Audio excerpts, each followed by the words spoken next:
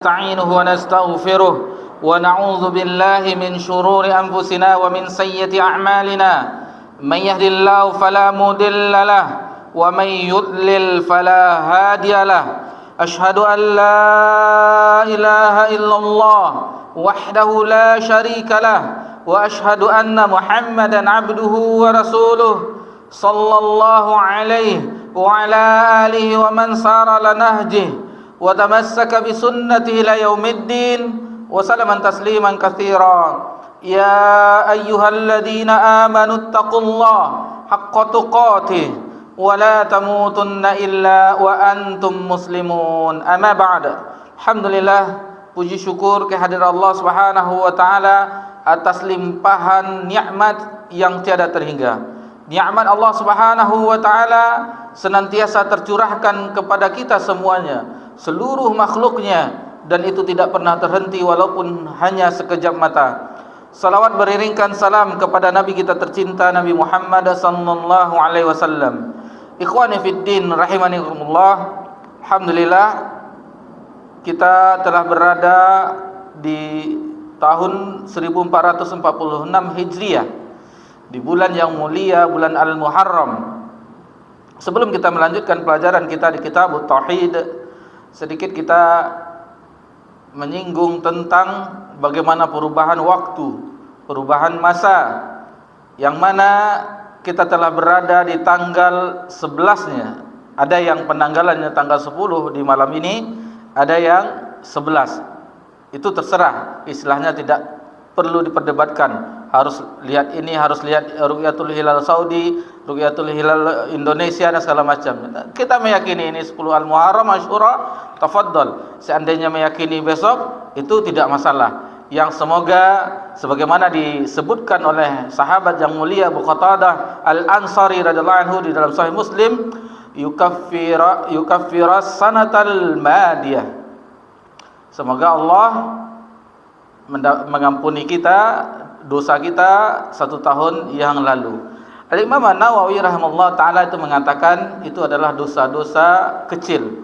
Adapun dosa besar itu memerlukan taubat, penyesalan, dan tidak mengulanginya kembali, dan iringi dengan amal saleh. Ikhwani fid din rahimakumullah. Kemudian Asyura itu banyak disebutkan beberapa riwayat untuk menyelisihinya, seperti Ibnu Abbas radhiyallahu anhuma itu menjelaskan bahwasannya Nabi sallallahu alaihi wasallam diberitahukan oleh sahabat bahwasannya orang-orang ahlul kitab, orang-orang Yahudi dan Nasrani berpuasa juga di hari Asyura. Maka Nabi sallallahu alaihi wasallam bersabda yang maknanya seandainya di tahun depan bersua dengan bulan Al-Muharram, maka Nabi akan berpuasa di tanggal 9-nya, yaitu tanggal yang kita kenal Asyura dan Tasu'a dan Asyura, tanggal 9 dan 10 Al-Muharramnya, untuk menyelisihi orang Yahudi. Namun takdir Allah bahwasanya di tahun yang akan datang Allah mewafatkan Nabi kita tercinta sallallahu alaihi wasallam. Kemudian para sahabat wanita Rubaiyah radhiyallahu anha itu di hari Asyura mengajarkan anak-anak dari generasi sahabat untuk berpuasa Asyura. Untuk berpuasa Asyura, membuat mainan dari wol dan segala macam bahannya, dan apabila anak-anak kami menangis karena lapar dan haus, maka kata para sahabat generasi para wanita generasi para sahabat memberikan mainan tersebut, sehingga mereka sibuk dengan mainannya, akhirnya puasanya tamam sampai berbuka tenggelamnya matahari. Para sahabat Ibnu Abbas dan generasi tabi'in, kita jumpai riwayatnya mereka semangat dengan puasa Asyura, gigih mereka. Karena apa? Karena puasa Asyura itu tidak ada qadanya, tidak ada qadanya. Jadi 10 Al-Muharram tidak ada qadanya, gantinya kecuali di tahun yang akan datang 1447 Hijriah. Berbeda dengan puasa wajib Ramadan. Puasa wajib Ramadan itu ada qadanya. Faman kana minkum maridun aw ala safarin fa iddatu min ayamin ukhra. Jadi kalau seandainya kita sakit atau safar di bulan Ramadan, itu bisa diganti di hari yang lain. Adapun Asyura itu tidak ada gantinya kecuali insyaallah berjumpa di tahun yang akan datang. Ikhwani fiddin rahimakumullah. Kemudian yang kita singgung masalah waktu. Setahun sudah berlalu dengan cepatnya. Kalaulah kita kembali melihat bagaimana perjalanan hidup kita, perasaan baru kemarin kita memakai celana pendek, celana merah, sekolah dasar. Perasaan baru kemarin. Tahu-taunya di malam hari ini kita, sebagian kita alhamdulillah sudah menjadi seorang ayah, sudah berkeluarga. Itu menandakan bahwa cepatnya waktu berlalu. Dan masalah waktu, agama kita sudah mengingatkan bagaimana pentingnya orang menjaga waktu. Jangan sampai waktu itu terbuang sia-sia. Karena dua nikmat, ni'matani maghrubun wa katsirun minan nas, yang manusia banyak dilalaikan olehnya. Dua nikmat tersebut adalah as-sihah, kesehatan, wal faragh, dan waktu luang. Kemudian yang perlu kita ingatkan bahwasanya bergantinya hari, tenggelamnya matahari, yakinilah bagian diri kita pun hilang. Sebagaimana ungkapan Al-Imam Hasan Al-Basri rahimallahu taala bahwasanya innaka anta ayyam, sesungguhnya engkau adalah bilangan hari-hari, di mana berlalu satu harinya maka bagian diri kita pun juga berlalu. Kita mendekati kematian setiap hari, kita mendekati kematian. Itu yang harus kita kita waspadai. Apakah kita menjelang kematian itu dengan amal-amal soleh atau amal-amal yang toleh, wal'iyadzubillah. Dan kita ingatkan juga di malam yang berbahagia ini firman Allah Subhanahu wa taala dalam surah Al-Hasyr, ya ayyuhalladzina amanu taqullah, wahai orang-orang yang beriman, wal tanzur nafsum ma qaddamat lighad, hendaklah setiap diri memperhatikan apa yang akan dibawanya di hari esok, maksudnya di hari kiamat. Apa yang akan kita bawa, apa yang akan kita pertanggungjawabkan ketika kita berdiri di hadapan Allah Azza wa Jalla. Itu yang harus kita bekali dari sekarang. Alhamdulillah kita masih diberi kesempatan hidup oleh Allah, dan ini adalah nikmat yang orang-orang di dalam kubur ingin merasakan apa yang kita rasakan. Farji'ma na'mal salihah, kembalikan kami ingin beramal soleh. Dan kita, apa yang diinginkan oleh orang ahli kubur itu ada pada kita sekarang. Kita berada di dunia, kita berada masih hidup, maka pergunakanlah untuk beramal soleh. Sisa-sisa umur yang ada, maka pergunakanlah, mudah-mudahan apa yang kita terlanjur berbuat di sebelumnya itu bisa diampuni dan dihapus oleh Allah Subhanahu wa taala. Taib, itu bisa sedikit kita singgung memulai pelajaran kita, karena kita sudah setahun juga, terakhir tahun 1445 Hijriah tahunnya, dan sekarang sudah tahun 1446 Hijriah. Adapun kalau pekannya baru 2 pekan kita berpisah. Tetapi bagi orang yang merindukan firman Allah Subhanahu wa taala dan hadis Nabi sallallahu alaihi wasallam, apa yang harus dipelajari di dalam kitab ini, maka itu sangatlah lama terasa. Taib, kita insyaallah akan memasuki bab selanjutnya, bab yang ke-38. Tafadhal.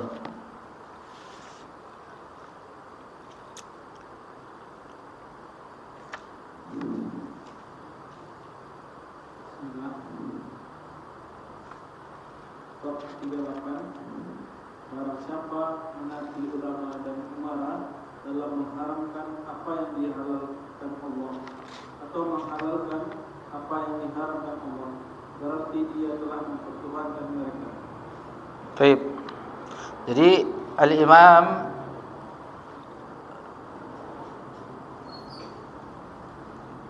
Syekh Muhammad At-Tamimi rahimallahu taala menyebutkan Allah halalkan, kemudian menghalalkan apa yang Allah haramkan, berarti dia telah menjadikan mereka arbaban min dunillah, Tuhan-Tuhan selain Allah Subhanahu wa taala.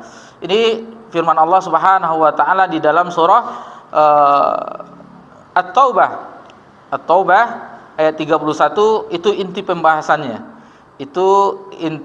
pembahasannya. bahwasanya nanti orang-orang ittakhadu ahbarahum wa ruhbanum arbaba min dunillah. Nanti akan kita bahas nanti yang dibawakan pada kitab ini. Baik. Untuk mempersingkatnya, mari kita masuki dalil-dalil yang dibawakan oleh muallif, yaitu asar dari Ibnu Abbas. Nanti dijelaskan apa yang akan dijelaskan oleh Ibnu Abbas dalam asarnya. Kemudian berkata Imam Ahmad, yang nanti kita akan menyinggung firman Allah Subhanahu wa taala dalam surah An-Nur ayat 63, kemudian surat At-Taubah yang nanti akan diriwayatkan oleh Adi bin Hatim, surah At-Taubah yang inti pembahasannya ada pada ayat ini dalam surah At-Taubah ayat 31. Tafadhol. Ibnu Abbas berkata, yusiku an tanzila alaikum hijarah minas sama. Aqulu qala Rasulullah sallallahu alaihi wasallam aqulu qala Abu Bakr wa Umar. Baik. Yang pertama dibawakan asar dari Ibnu Abbas, wa qala Ibnu Abbas radhiyallahu anhu berkata, yushiku an tanzila alaikum hijaratan minas sama. Hampir saja kalian ditimpa hujan batu dari langit. Aku menuturkan, qala Rasulullah sallallahu alaihi wasallam, telah bersabda Rasulullah sallallahu alaihi wasallam, wa taqulun, tetapi kalian mengatakan, qala Abu Bakrin wa Umar, berkata Abu Bakar dan Umar. Jadi ketika Ibnu Abbas radhiyallahu anhu membawakan dalil, ini berkisah tentang haji tamattu, di mana Abdullah bin Abbas membawakan bahwasanya haji yang dimaksudkan yang lebih afdol, bahkan Ibnu Abbas berpendapat itu wajib dengan tata cara tamattu, Tapi para hadirin ketika itu orang yang ada mengatakan ataqulun qala Abu Bakr wa Umar. Jadi mereka mengatakan Umar begini, perlakuan Umar seperti ini. Jadi diancam, ada ancaman, kata yushiku an tanzila alaikum hijaratan minas sama. Hampir akan terjadi hujan batu dari langit karena apa yang mereka sangkal tadi. Dibawakan hadis Nabi SAW disanggah dengan perkataan Abu Bakar. Bayangkan perkataan Abu Bakar dan Umar itu tidak boleh menandingi sabda Nabi sallallahu alaihi wasallam. Sahabat yang mulia, dua sahabat yang mulia, apalagi perkataan-perkataan selain mereka berdua. Perkataan mereka apabila itu ada dalil nasnya, maka itu tidak bisa menyanggah sabda Nabi sallallahu alaihi wasallam. Bahkan diancam dengan yukshiku an tanzila alaikum hijarah. Seolah-olah akan hampir hujan batu akan turun menimpa dari langit minas sama. Jadi memang seperti itu, bahwasanya kita ketahui, pernah kita singgung di akhir bulan Zulhijjah, di awal-awal bulan Zulhijjah, bahwa manasik haji itu ada yang tamattu', ada yang ifrad, ada yang qiran. Itu pernah kita bahas. Cuman di sini diyakinkan dengan tamattu'. Adapun dalil-dalilnya yang dibawakan bahwasanya isyarat untuk berhaji tamattu', di mana diriwayatkan oleh Imam Bukhari dan Imam Muslim dan selain keduanya, qal law istaqbaltu min amri mastabdartu ma ahdaitu walaula an ma'al hadyu la ahlaltu. Jadi Nabi sallallahu alaihi wasallam menyebutkan bahwasanya andaikan aku hadapi apa yang lewat demi amalanku, maksudnya manasik haji tersebut, maka aku tentu akan membawa hewan sembelihan. Seandainya aku membawa binatang sembelihan, tentu aku telah tahallul. Maksudnya berhaji tamattu, membawa hadiu. Jadi syarat haji tamattu harus ada hadiunya, sesembelihannya. Berbeda dengan haji-haji yang lain. Kalau qiran ya juga, kecuali haji ifrad. Haji ifrad dia tidak ada membawa hadiu. Yang Nabi lakukan adalah haji ifrad ketika itu. Begitu juga Abu Bakar dan Umar melakukan haji ifrad. Tetapi dalil-dalil yang menunjukkan, dan hadis juga ada yang lainnya, di mana Nabi sallallahu alaihi wasallam bersabda, if'alu ma amartukum bihi falaula anni saqatul hadiya la fa'altu mithla alladhi amartukum. Jadi kata Nabi sallallahu alaihi wasallam, lakukanlah apa yang aku telah perintahkan. Seandainya aku tidak menuntun, maksudnya membawa hadiu, sesembelihan, binatang sembelihan, hewan sembelihan, tentu aku telah melakukan seperti apa yang aku perintahkan kepada. Jadi Nabi memberi isyarat di hadis ini bahwasanya hajinya haji tamattu. Al-Imam Ibnu Qayyim dalam kitab Zadul Ma'ad, kenapa Nabi SAW menganjurkan haji tamattu, sebagian sahabat memerintahkan karena ketika mereka ihram, karena lama waktunya sempit, maka di bagian riwayat diriwayatkan di Zadul Ma'ad, yang bagi laki-laki terkadang dia sampai dia semacam mimpi basah. Bayangkan, itu makanya diisyaratkan haji tamattu, haji bersenang-senang. Maksudnya apabila kita umroh dahulu, selesai umroh bertahallul, kita boleh mendatangi istri kita boleh memakai baju lagi, itu sampai masuk tanggal 8 Zulhijjah. Tapi alhamdulillah sekarang mayoritas jemaah haji, mayoritas kita saksikan itu berhaji tamattu, terutama dari Indonesia, haji tamattu. Jarang yang kita jumpai orang berhaji qiran, haji ifrad yang pertama datang untuk musim haji pakaian ihram enggak copot-copot sampai selesai, itu hampir tidak kita temukan. Mungkin satu-satu ada, tapi yang kita perhatikan jemaah kaum muslimin terutama Indonesia yang kita saksikan, baik haji reguler, haji ONH plus furoda atau haji-haji yang lainnya, haji backpacker, itu rata-rata mereka melakukan haji tata cara tamattu'. Di sini disebutkan bahwasanya sebagian orang-orang disebutkan di sini dari Ibnu Abbas radhiyallahu anhu, bahwasanya kita harus berpegang kepada Nabi sallallahu alaihi wasallam, dan beliau membawakan beberapa perkataan-perkataan ulama seperti Imam Malik, ma minna illa raddun wa mardud alaihi illa sahaba hadzal qabr. Jadi bahwasanya Imam Malik menyebutkan tidak seorang pun di antara kita kecuali boleh diambil dan terima ucapannya illa sahibul qabr, hadzal qabr, kecuali perkataan orang yang berada di kubur ini. Dan ini tentang masalah ini nanti insyaallah akan kita lanjutkan lagi, bagaimana Imam Syafi'i, Imam Ahmad menyebutkan. Nanti di akhir, di bagian ini akan kita ulas kembali insyaallah. Intinya bahwasanya barang siapa yang meninggalkan nas, dalil Al-Quran dan hadis, siapapun dia, apapun kedudukannya, baik dia itu seorang ulama, baik dia itu seorang syekh, baik dia seorang habib, kiai, ustadz, buya, tuanku, apapun sebutannya, apabila dia bertentangan dengan nas Nabi sallallahu alaihi wasallam, maka semuanya tidak berlaku. Semua perkataan ulama, semua perkataan habib, syekh, tuanku, ustadz, kiai, itu gugur dengan hadis Nabi sallallahu alaihi wasallam. Jadi di sini ditekankan bahwasanya kita harus berpegang dengan dalil, harus berpegang dengan sunnah Nabi sallallahu alaihi wasallam. Baik, kita lanjutkan ke perkataan Imam Ahmad. Tafadhal.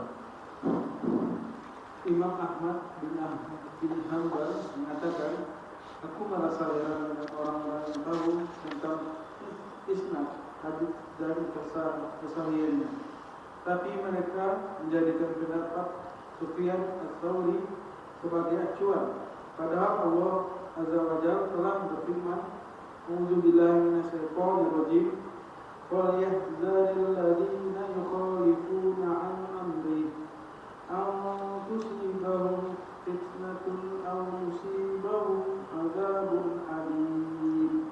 Artinya, maka hendaklah orang-orang yang menyalahi perintahnya takut akan ditimpa fitnah atau ditimpa siksa yang pedih.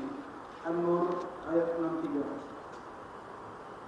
Lanjutannya, atadri, tahukah kamu apakah pengertian fitnah di sini yaitu syirik? Bisa jadi apabila dia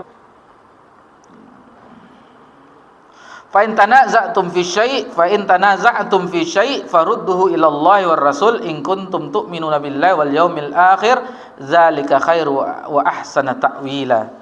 Jadi di sini apabila bukan itu, yang 65 tidak itu. 65 wa may yukikil fala wa rabbika. Coba dibaca. Fala wa rabbika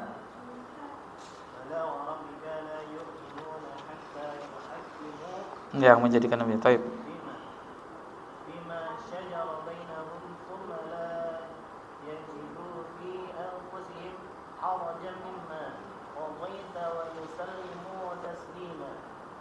Maka demi Tuhanmu mereka pada hakikatnya tidak beriman hingga mereka menjadikan kamu hakim dalam perkara yang mereka perselisihkan. Kemudian mereka tidak merasa keberatan dalam hati mereka terhadap putusan yang kamu berikan dan mereka menerima dengan sepenuhnya. Itu yang harusnya dilakukan oleh umat Nabi Muhammad sallallahu alaihi wasallam.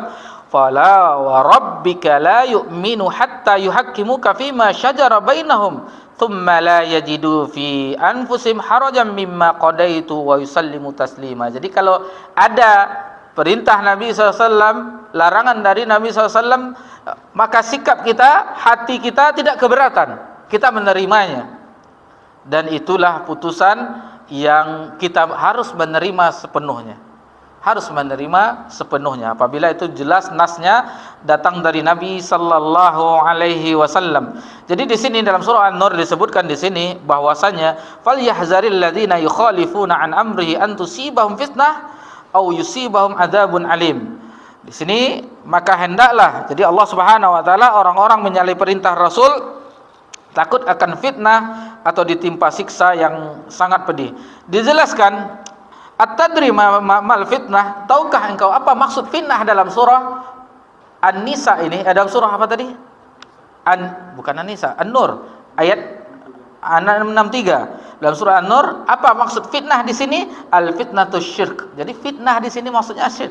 La'allu idza radda ba'da qawli an yaqa fi qalbihi syai'un minaz zayghin fayahlik. Jadi kalau seandainya seseorang itu menolak hadis Nabi SAW, ancamannya bahwasanya takutnya hati itu akan mengalami kesesatan dan celaka. Jadi itu ancamannya. Dan masih banyak firman Allah Subhanahu wa taala yang menjelaskan tentang fitnah dalam surah Al-Baqarah. Apa dalam surah Al-Baqarah?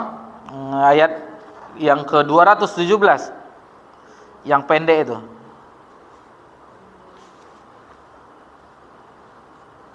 Al-Baqarah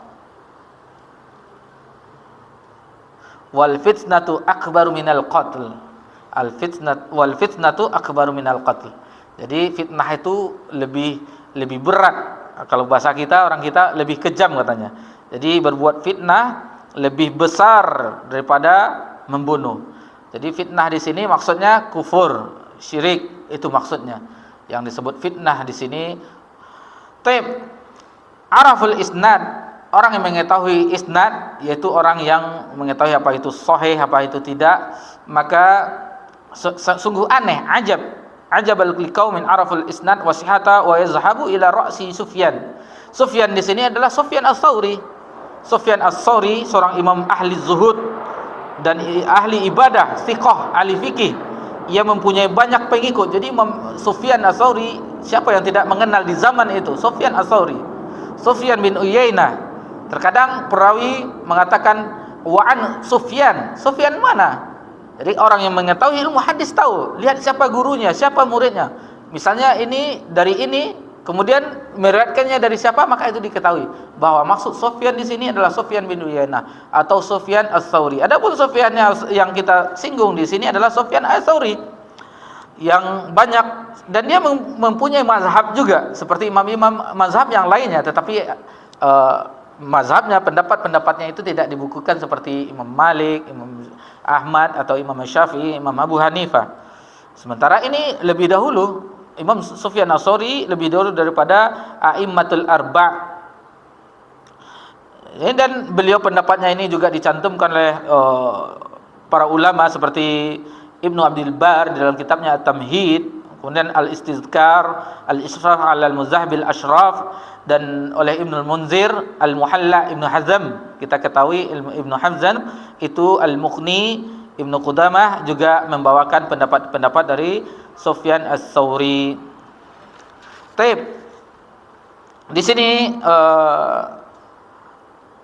kita akan bawakan pendapat-pendapat tadi, mana yang menyebutkan nih perkataan-perkataan para ulama.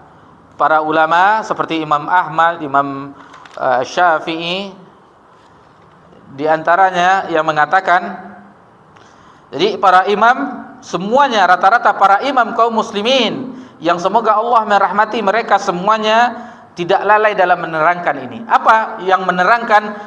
Bahkan mereka melarang pengikutnya atau murid-muridnya bertaklid dengannya, agar mereka orang yang duduk di majelisnya untuk mengambil hadis Nabi sallallahu alaihi wasallam. Dan ini banyak ungkapan seperti Imam Abu Hanifah rahimahullahu taala berkata, jika ada hadis yang datang dari Rasulullah sallallahu alaihi wasallam, maka harus diletakkan di atas kepala dan mata.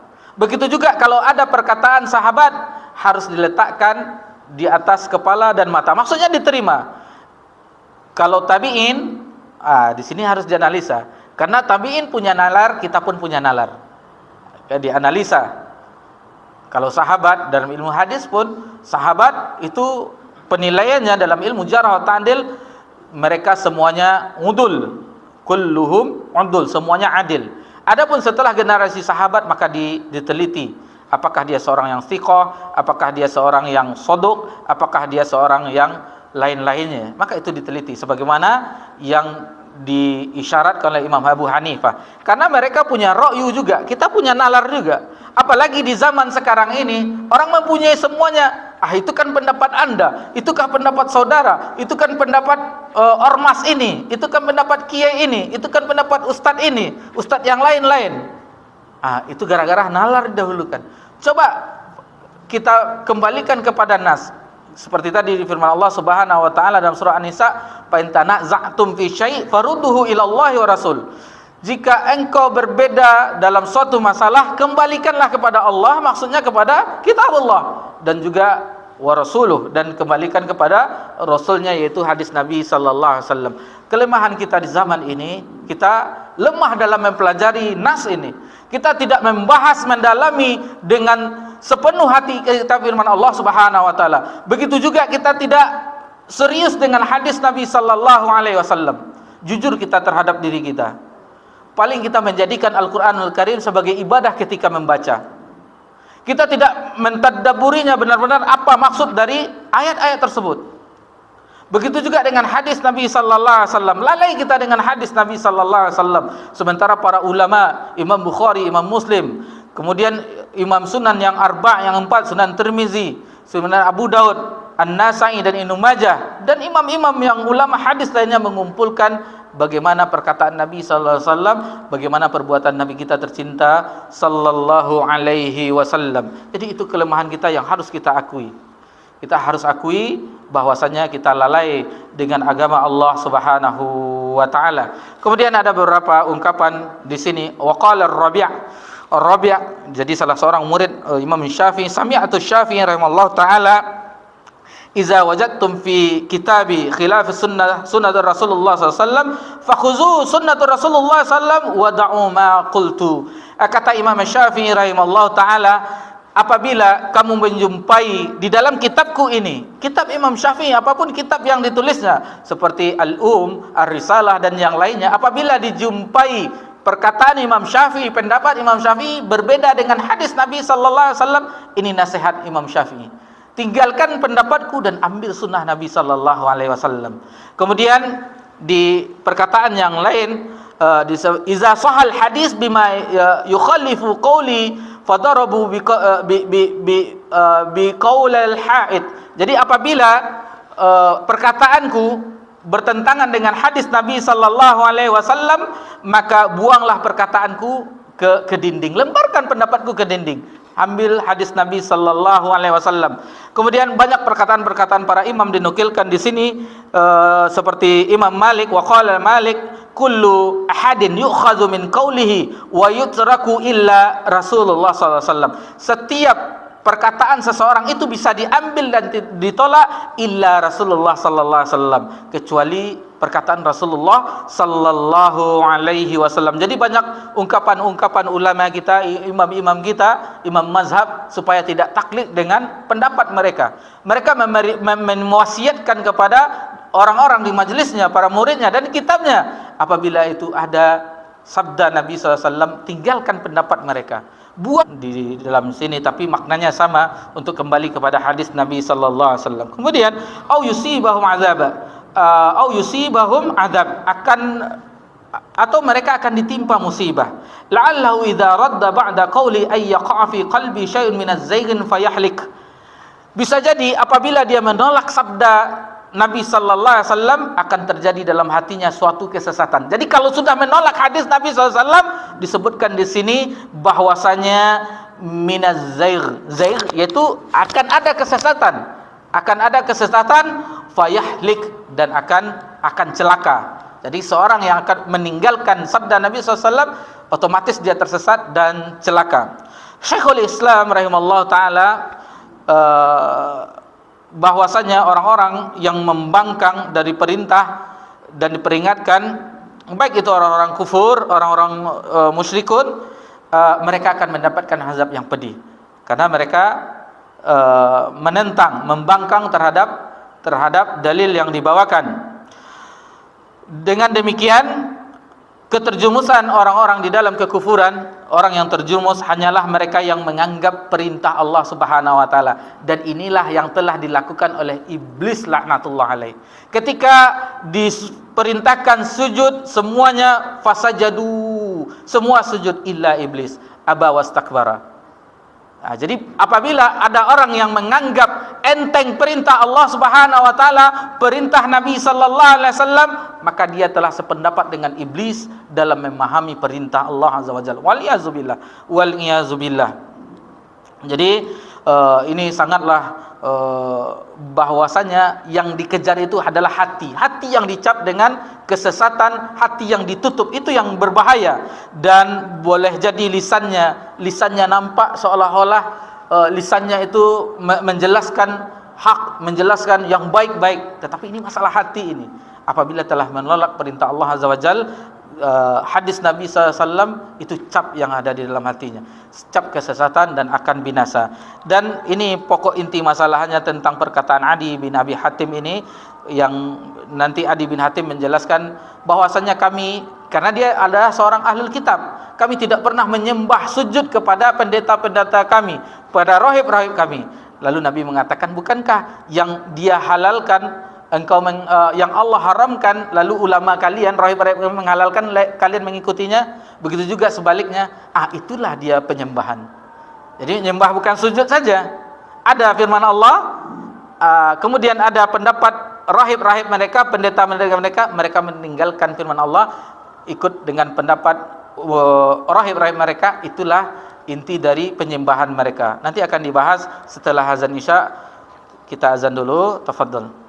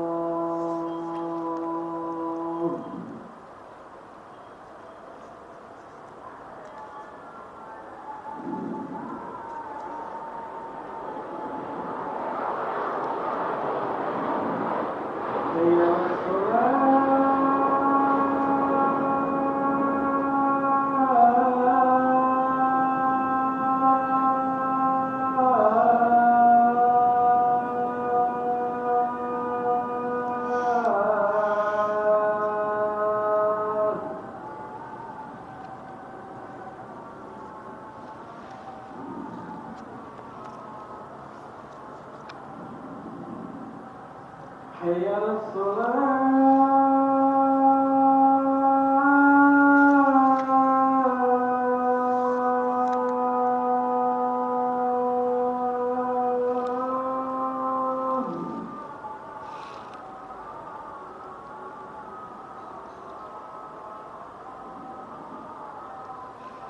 حي على الفلاح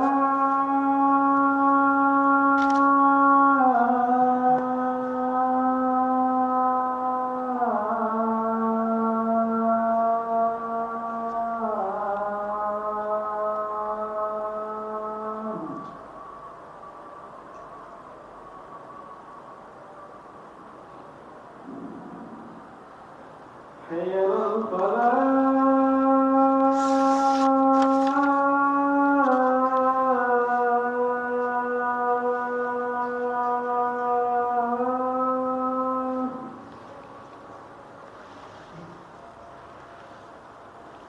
الله أكبر الله أكبر لا إله إلا الله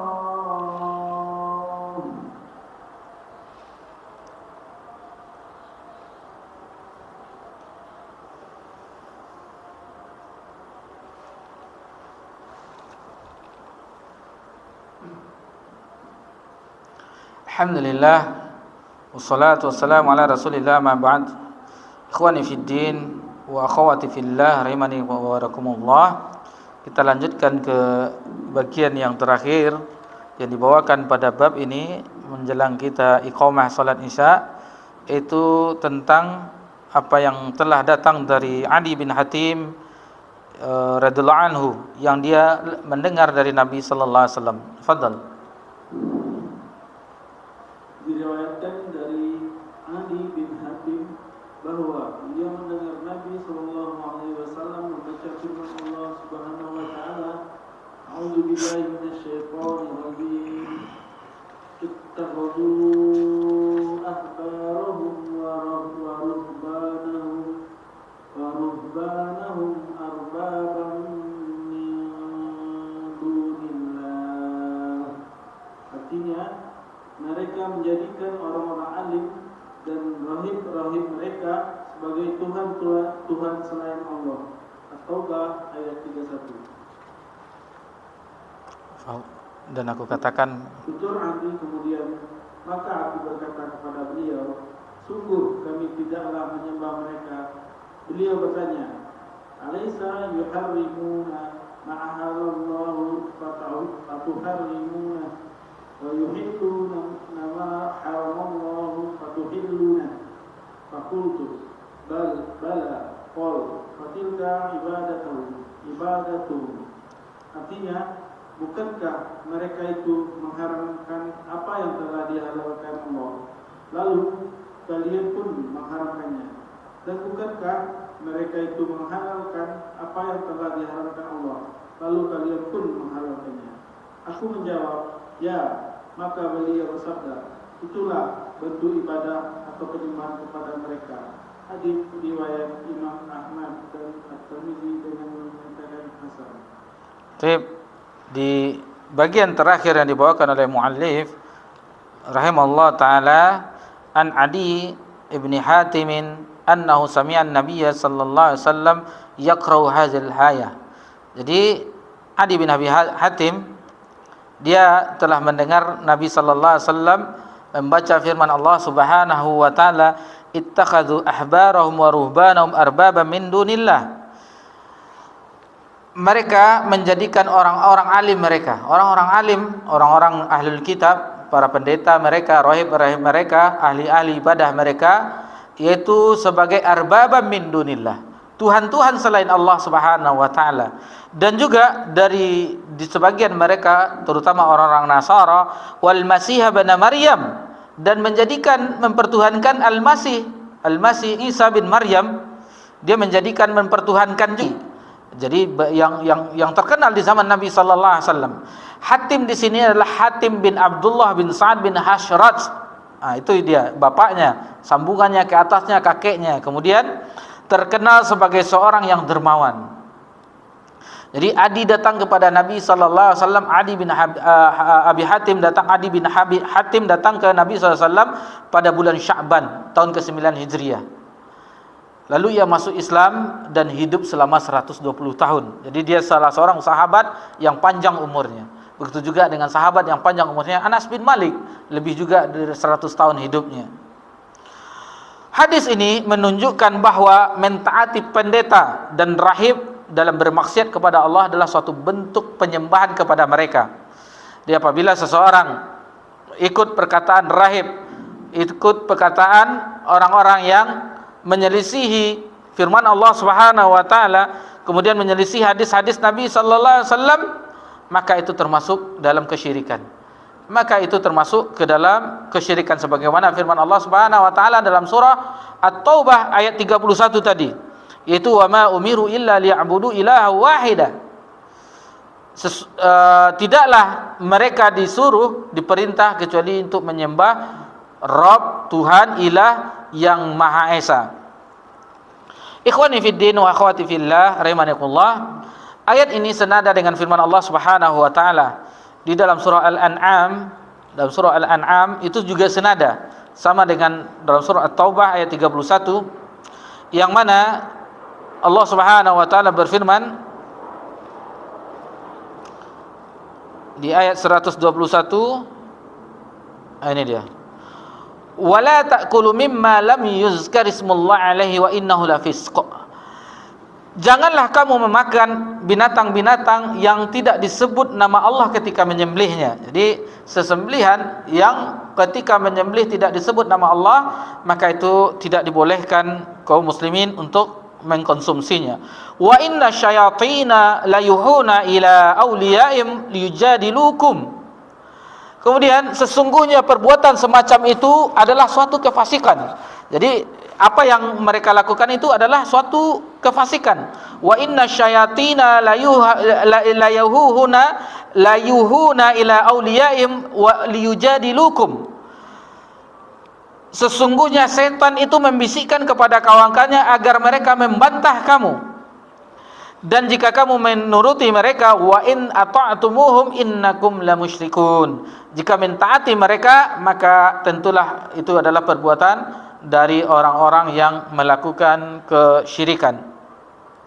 Jadi ini banyak dilakukan oleh orang-orang yang taklid, orang-orang yang tidak menjadikan sandarannya firman Allah Subhanahu wa taala dan hadis Nabi sallallahu alaihi wasallam. Jadi mereka hanya ikut pendapat-pendapat ulama mereka dari zaman ini, ustadz-ustadz mereka, kiai-kiai mereka, tetapi mereka tidak mengetahui dalilnya, tidak halalkan apa yang Allah halalkan. Engkau juga ikut mengharamkannya. Wa yuhilluna ma haramallahu fatuhilluna. Dan engkau telah mengharamkan apa yang Allah halalkan, lalu kalian menghalalkannya. Lalu faqultu bala. Lalu dijawab oleh Adi bin Hatim, benar. Qal, lalu Nabi mengatakan dalam sabdanya, fatilka ibadatuhum. Begitulah kamu beribadah kepadanya, menyembahnya. Jadi bukan maksud menyembah sujud, bukan menyembah seperti yang lainnya, tetapi ketika menghalalkan yang apa yang Allah haramkan kita mengikuti, kemudian mengharamkan apa yang Allah halalkan lalu kita juga mengikuti, ini yang termasuk penyembahan. Jadi hati-hati kita di dalam agama kita ini, jangan sampai kita terbawa dengan sesuatu yang kita tidak ada ilmu di dalam tersebut. Kita hanya ikut apa kata guru, apa kata ustaz, apa kata itu. Tidak, kita harus jelas di mana sumbernya. Untuk awal-awal bolehlah, misalnya kita belum paham, baru-baru belajar, tidak masalah. Tetapi seandainya ini berlanjutan, ini tidak boleh. Karena kita dituntut untuk mempelajari agama yang mulia ini, agama yang Allah turunkan dari sisinya kepada Nabi kita cinta Nabi Muhammad sallallahu alaihi wasallam. Kemudian ayat yang terakhir di pembahasan ini di sini dijelaskan dalam surah Al-Qasas ayat 50. Dalam surah Al-Qasas ayat 50 Allah Subhanahu wa taala berfirman, fa illam yastajibu laka fa'lam annama yattabi'una ahwa'ahum. Maka jika mereka tidak menjawab tantanganmu, ketahuilah bahwa sesungguhnya mereka hanyalah mengikuti hawa nafsu. Yaitu mereka hanya mengikuti hawa nafsu mereka. Wa man adallu mimman ittaba'a hawahu bighairi hudam minallah. Dan siapakah yang lebih sesat daripada orang yang mengikuti hawa nafsunya dengan tidak mendapat petunjuk dari Allah sedikit pun. Nah, jadi orang yang mengikuti hawa nafsunya, tidak mengikuti apa yang telah Allah firmankan, maka dia mendapatkan ancaman dari ayat ini. Innallaha la yahdil qaumaz zalimin. Sesungguhnya Allah tidak memberi petunjuk kepada orang-orang yang berbuat zalim. Dari Ziyad bin Hudair, ia berkata, Umar bin Khattab radhiyallahu anhu bertanya padaku, apakah kamu tahu sesuatu yang menghancurkan Islam? Perhatikan di sini. Di sini disebutkan, apakah kamu mengetahui apa hal ta'rifu ma yahdimul Islam? Apa yang menghancurkan Islam tersebut? Dia menjawab, aku menjawab, kata Ziyad bin Hudair, tidak. Jadi aku la qala. Lalu disebutkan oleh Umar bahwasanya yang akan menghancurkan adalah ketergelinciran seorang alim.